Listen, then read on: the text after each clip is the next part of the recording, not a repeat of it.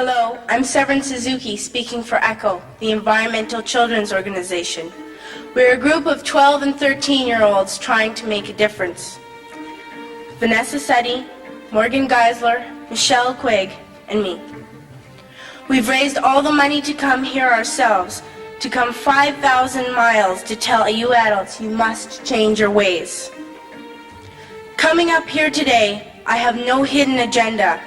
I am fighting for my future. Losing my future is not like losing an election or a few points on the stock market.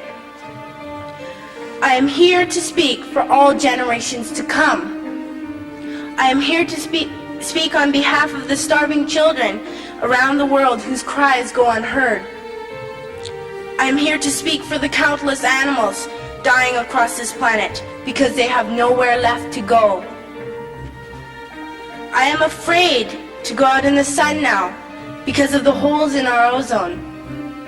I am afraid to breathe the air because I don't know what chemicals are in it. I used to go fishing in Vancouver, my home, with my dad, until just a few years ago we found the fish full of cancers.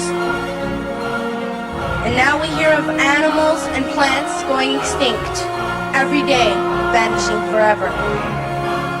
In my life, I have dreamt of seeing the great herds of wild animals, jungles and rainforests full of birds and butterflies. But now I wonder if they will even exist for my children to see. Did you have to worry of these things when you were my age?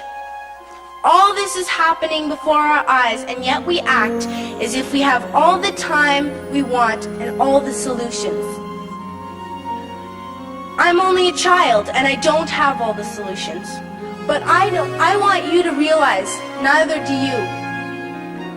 You don't know how to fix the holes in our ozone layer. You don't know how to bring the salmon back up a dead stream. You don't know how to bring back an animal now extinct. And you can't bring back the forests that once grew where there is now a desert. If you don't know how to fix it, please stop breaking it. Here, you may be delegates of your government, business people, organizers, reporters, or politicians, but really, your mothers and fathers, sisters and brothers, aunts and uncles, and all of you are someone's child. I'm only a child, yet I know we are all part of a family, 5 billion strong, in fact 30 million species strong, and borders and governments will never change that. I'm only a child, yet I know we are all in this together and should act as one single world towards one single goal. In my anger, I am not blind, and in my fear, I am not afraid of telling the world how I feel. In my country, we make so much waste. We buy and throw away, buy and throw away, buy and throw away, and yet northern countries will not share with the needy. Even when we have more than enough, we are afraid to share. We are afraid to let go of some of our wealth. In Canada, we live the privileged life, with plenty of food, water, and shelter. We have watches, bicycles, computers, and television sets. The list could go on for 2 days. 2 days ago, here in Brazil, we were shocked when we spent time with some children living on the streets. This is what one child told us. I wish I was rich. And if I were, I would give all the street children food, clothes, medicines, shelter, and love and affection. If a child on the streets who has nothing is willing to share, why are we who have everything still so greedy?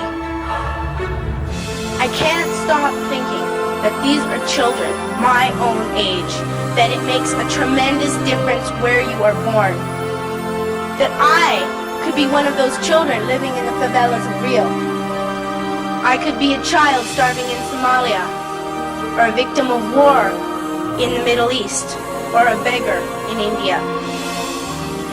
I am only a child, yet I know if all the money spent on war was spent on finding environmental answers, ending poverty, and finding treaties, what a wonderful place this earth would be.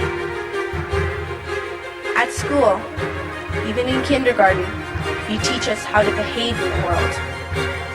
You teach us to not to fight with others, to work things out, to respect others, to clean up our mess, not to hurt other creatures, to share, not be greedy. Then why do you go out and do the things you tell us not to do?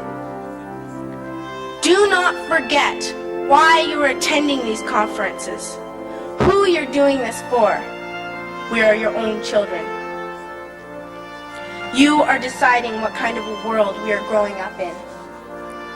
Parents should be able to comfort their children by saying, everything's going to be all right.